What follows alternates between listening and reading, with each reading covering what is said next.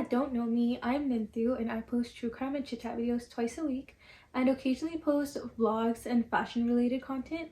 So if that's the type of content you're into, make sure to hit that bell button so that you stay notified every time that I post.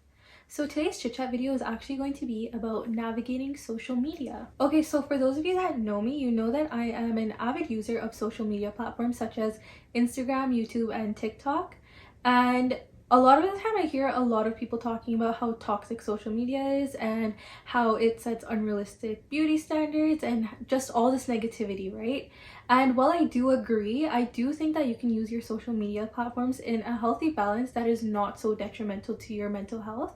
And that is more of what I want to talk about in this specific video. So today I mainly want to focus on both Instagram and TikTok because those are the two platforms I use most often and the ones I hear the most negativity about. So let's start off by digging into the cons of these platforms. So let's start off with Instagram. So one of the main things I hear about Instagram is that it sets so much unrealistic beauty standards because a lot of people really heavily edit their pictures. And I also hear that it is becoming way too serious and there's literally no fun in being on that platform anymore. Now TikTok on the other hand is just so addictive because the algorithm is so freaking spot on.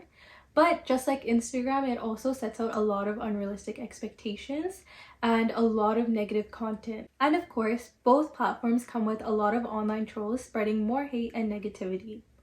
Now, there are so many other cons I can mention, but these are the ones I really want to focus on in this video specifically. So I'm actually going to use myself as a personal example because when I used to use Instagram, I used to always look at what the Kardashians are up to or other A-list celebrities and influencers that look nothing like me. And by always consuming this type of content, I was making myself insecure and having all these self-deprecating thoughts because I did not fit that specific beauty standard. And at the time, obviously, my explore page was filled with these females with the same type of body and the same type of style, which is beautiful, but it doesn't identify with me, my body, or my style. And I can't tell you where the shift in my media consumption started, but when I noticed this was affecting me, I stopped looking at content that didn't resonate with me and started looking at content I could actually identify with. And over time, my Instagram algorithm ended up catching on to this, and now my explore page is not filled with all these celebrities and these influencers. And Instagram actually has this keyword feature now on explore pages where it's basically just keywords of stuff they think you'd be interested in. And I've noticed that now that I've made this shift, my keywords now are stuff that resonate with me at this very moment. So my keywords are life quotes, strong women, love poems, outfit inspiration, Parisian style, creative writing, video editing, oil painting, makeup looks, and curly hair, which is such a random grouping, but I actually enjoy going on my explore page now because it's actually content that I actually like. And it makes me feel good about myself too. Anyways guys, the moral of the story of this little tangent I just went on is to be conscious of the media that you're interacting with and looking at. Social media has become such a big part in a lot of people's lives in the sense that like we wake up and we go straight for our phones onto Instagram, Twitter, TikTok, Snapchat, like whatever the platform is that you most enjoy.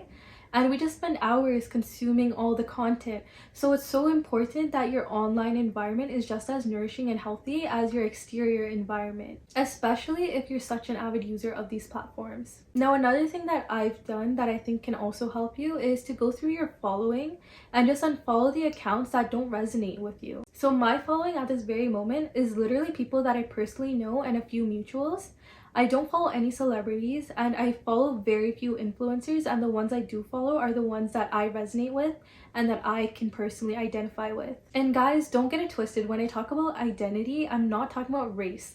I'm talking about like body type, hair type, or just overall positive vibes, you know? Another thing I want to add specifically about TikTok is that because the algorithm is so specific, there's a lot of videos that surface where it just relates to all your like past traumas and stuff, and then like these videos are basically where people are trauma bonding. And guys, I'm guilty of this too, because like sometimes on my For You page I'll get like videos with just like writing and it just articulates perfectly like stuff I felt in the past or like my past traumas and stuff, and like all these things that I couldn't articulate and put into words myself, in one video. So then I would end up liking the video and going back to it from time to time because it just perfectly articulates everything I've wanted to say, or like things I've gone through in the past that I couldn't put into words myself, and like it's just like so beautifully written and all in one TikTok. But then I realized that it's so unhealthy to be trauma bonding, and it's even more unhealthy to be consuming this type of content when you're literally trying to heal. So let me just put this into perspective for you.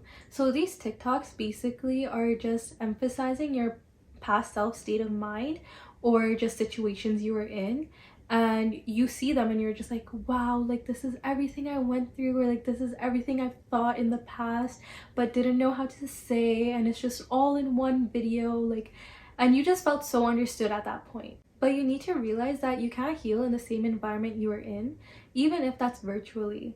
So next time you do get a TikTok like this, baby, keep scrolling, because if you constantly keep going back to this, no matter how beautifully it's written or how nicely it articulates everything you've ever wanted to say, you're putting yourself back into that state of mind you were in when you went through that specific situation, or when you were in that specific state of mind. And like obviously if it's on your For You page, you can definitely read it, you can relate to it for that second, but don't like it, don't save it, do not go back to it, because that's just going to hinder your healing process, and we do not want that. No sir. Anyways guys, that concludes today's chit chat video. I know social media can be super serious and really toxic sometimes, but I promise you it can be a way better experience for you if you are aware of the content you are consuming and you just have fun posting what you want. There's literally no handbook for what you should post on social media, and I think people often forget this because so many people are taking it so seriously. But you don't have to be like everyone else. I saw this post the other day that really resonated with me, and I think that it could resonate with you guys too. But it basically said that like, why would you allow someone you sat next to in high school affect what you post? And I don't know why it was such an eye-opener for me, but it really was. And I want you all to remember that you are a unique and divine individual who should post anything and everything that brings you happiness. Thank you so much for listening. I really hope this video was even the slightest bit insightful and that you guys will take something from it. I will chat with you guys next week on Wednesday with my next video. And like always, keep shining.